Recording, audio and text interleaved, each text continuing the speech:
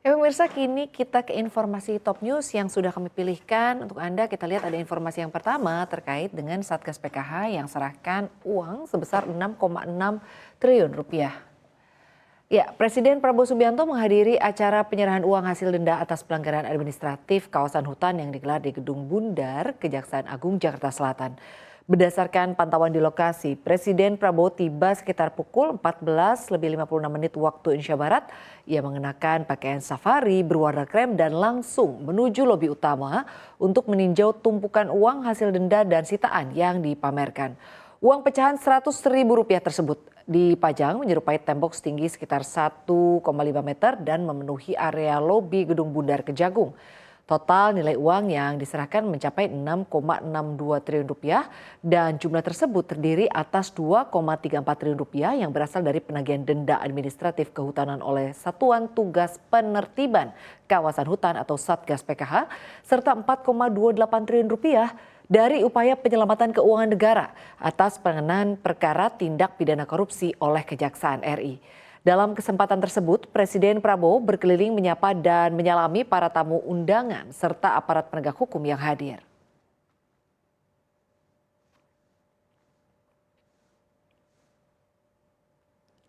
Kini kita ke informasi berikutnya, pemirsa, ada Hong Kong baru di depan RI.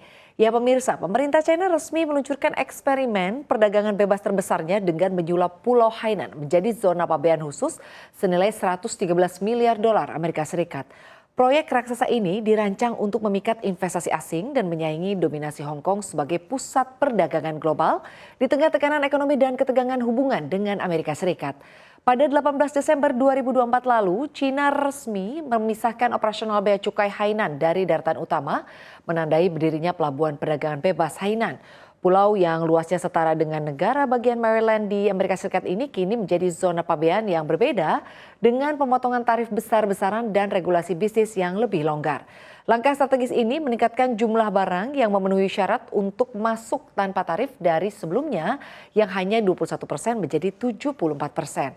Selain itu, kategori barang bebas bea juga diperluas lebih dari 3 kali lipat hingga mencakup lebih dari 6.600 kategori barang. Di bawah kerangka kebijakan baru ini, barang-barang yang diproses di Hainan dapat masuk ke Cina daratan tanpa tarif jika nilai tambahan lokalnya melebihi 30%.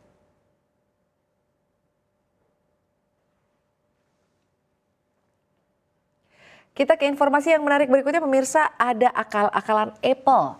Ya pemirsa, konsumen Apple di Inggris mencium akal bulus Apple supaya iPhone ini tetap laris atau tetap laku di setiap tahunnya. Bahkan gugatan terkait hal tersebut sudah dilayangkan oleh konsumen.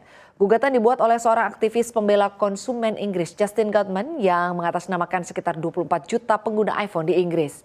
Pihak Apple dilaporkan kalah dalam upaya untuk memblokir gugatan massal tersebut. Gugatan itu menuduh Apple menyembunyikan baterai yang rusak di jutaan iPhone.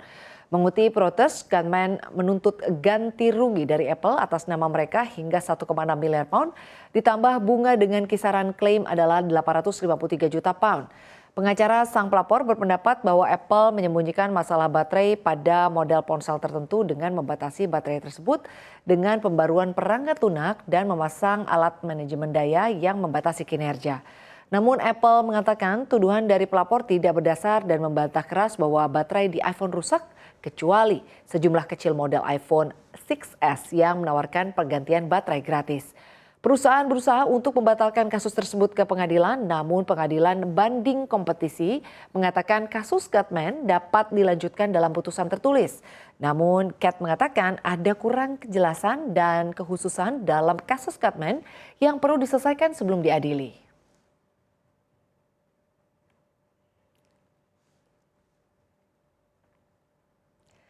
Kita ke informasi berikutnya, pemirsa, ada artis porno yang melecehkan RI. Ya, Kementerian Luar Negeri melaporkan seorang warga negara asing bernama Bonnie Blue atau Tia Bellinger kepada otoritas Inggris terkait dugaan pelecehan terhadap bendera merah putih di depan gedung kedutaan besar Republik Indonesia London. Aksi tersebut terekam dalam video yang viral di media sosial. Juru bicara Kementerian Luar Negeri RI, Yvonne Wengkang, menjelaskan terkait aksi yang dilakukan di depan gedung KBRI London pada 15 Desember 2025. KBRI London telah berkoordinasi secara intensif dengan pemerintah pusat di Jakarta serta otoritas tempat di Inggris. Sebagai tindak lanjut, KBRI London telah menyampaikan pengaduan resmi kepada otoritas terkait di Inggris, termasuk Kemlu Inggris dan kepolisian setempat. Yvonne sebelumnya menyatakan pemerintah Indonesia menyesalkan tindakan tidak pantas tersebut karena memanfaatkan simbol negara Indonesia secara tidak hormat di ruang publik. Menurut Yvonne, bendera merah putih merupakan simbol kedaulatan, kehormatan, dan identitas bangsa Indonesia yang wajib dihormati oleh siapapun dan dimanapun berada. Ia menegaskan kebebasan berekspresi tidak dapat dijadikan pembenaran untuk merendahkan simbol negara lain. Kemlu RI juga mengungkapkan bahwa Boni Blues sebelumnya telah dikenai tindakan hukum di Indonesia atas peristiwa terpisah. Yang bersangkutan terbukti melanggar ketentuan izin tinggal dan ketentuan hukum nasional lainnya sehingga dijatuhi sanksi administratif keimigrasian.